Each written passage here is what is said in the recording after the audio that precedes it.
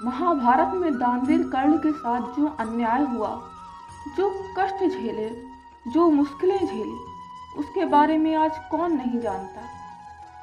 हर कोई जानता है कि किस तरह से छल से, कपट से, नीति से, हर चीज से कर्ण को गिराने की कोशिश की गई।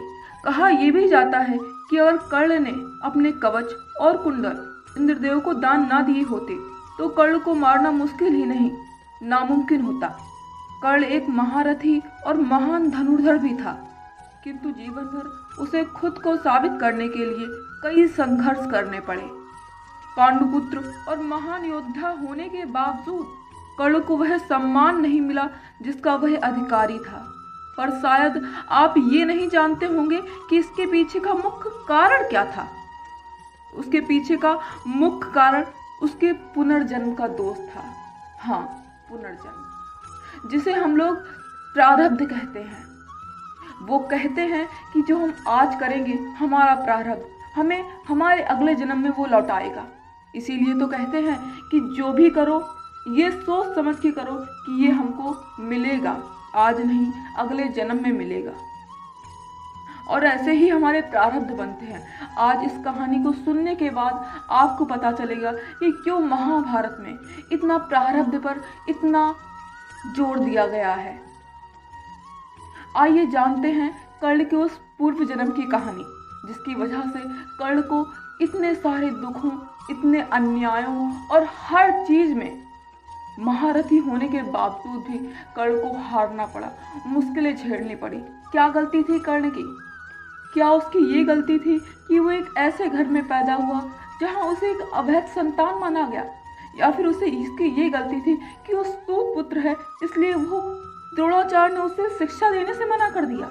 या फिर उसकी ये गलती थी कि उसे द्रौपदी के स्वयंवर में भरे दरबार में उसका अपमान किया गया? क्या ये गलती थी? नहीं।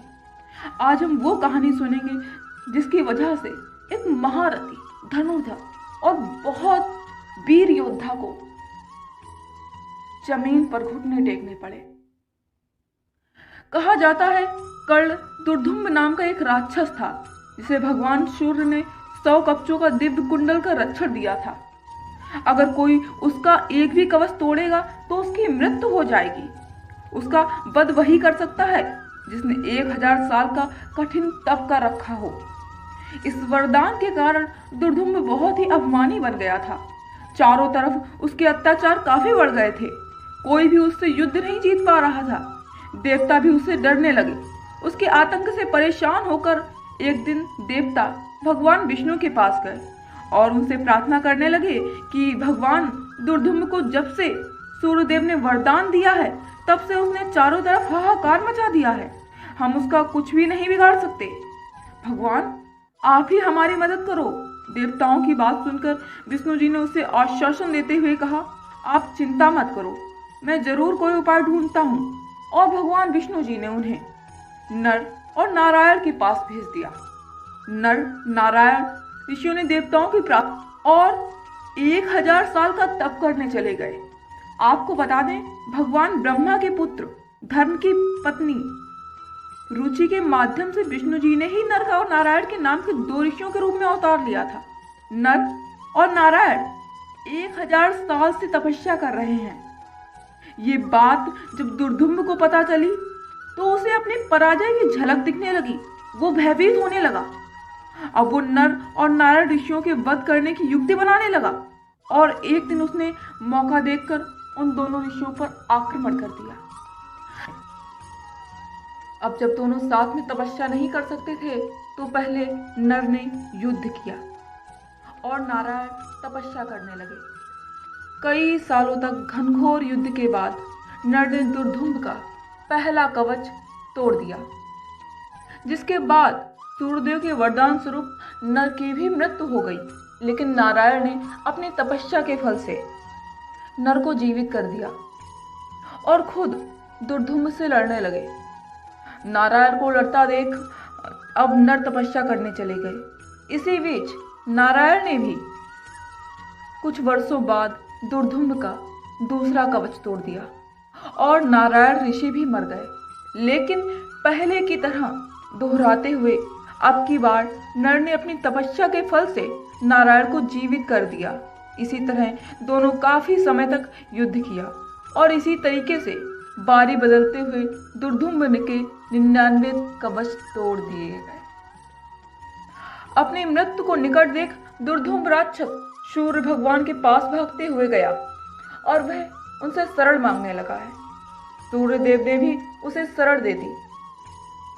इतने में दुर्धुम्न के पीछे पीछे नर और नारायण भी सूर्यदेव के पास आ पहुंचे और उनसे दुर्धुम्न को सामने प्रकट करने के लिए कहा।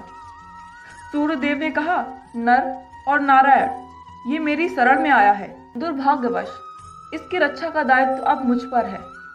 आपसे निवेदन है कि आप यहाँ से अब चले जाइए। सूर्यदेव के वचन सुनकर नारायण ने कहा, ठीक है, जैसा आप चाहते हैं वैसा ही होगा, लेकिन इसके परिणाम स्वरूप इसका दंड आपको भी भोगना होगा। अब कैसा दंड? कौन सा दंड सूर्यदेव को भोगना होगा? सुनिए। नर और नारायण ने कहा, अब यह राक्षस आपके तेज से द्वापर युग में जन्म लेगा।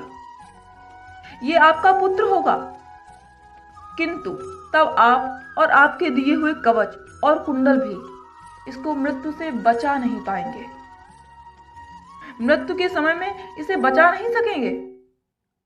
दोस्तों, बाद में यही राक्षस दानवीर कर्ण के रूप में जन्म लेता है और इसी कारण कर्ण को जीवन भर यातनाएं झेलनी पड़ती हैं।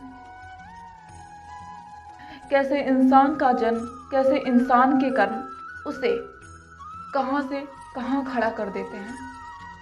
अगर हम सिर्फ कर्ण के इस जन्म को देखें, जब उसने द्वापर युग में जन्म दिया, तो कुछ भी गलत नहीं मालूम होता। ऐसा लगता है कि बेचारे कर्ण को कितनी दया आती है, कितना भाव उमड़ता है कि ईश्वर आपने ऐसा क्यों किया। कर्ण की क्या गलती थी जो उसे हर बार अन्याय और कूटनीतियों के आगे झुकना पड़ा? क्यों वो नहीं लड़ सका? क्यों उसके सामने बार बार ऐसी विषम परिस्थितियां आई? क्या गलती थी? पता नहीं। मनुष्य अपना आज तो देखता है, लेकिन कल की परवाह नहीं करता। लेकिन कल हमारा आज से बन रहा है, इसे सोचना बहुत जरूरी है। जैसे कर्ण ने नहीं सोचा, तो कर्ण इतना बलशाली, इतना धनुर्धर, क्या कमी थी? सारी कमियां उसके आगे क्षुब्ध थी, कोई कमी ना थी। इतना महान धनुर्धर कि हर इंसान उसके आगे नतमस्तक हो जाए, लेकिन फिर भी उसे हारना पड़ा। इसी तरह हमें अपनी जिंदगी में आज को देखना चाहिए। आज बेहतर करेंगे, कल बेहतर होगा। आज बुरा करेंगे, कल बुरा होगा।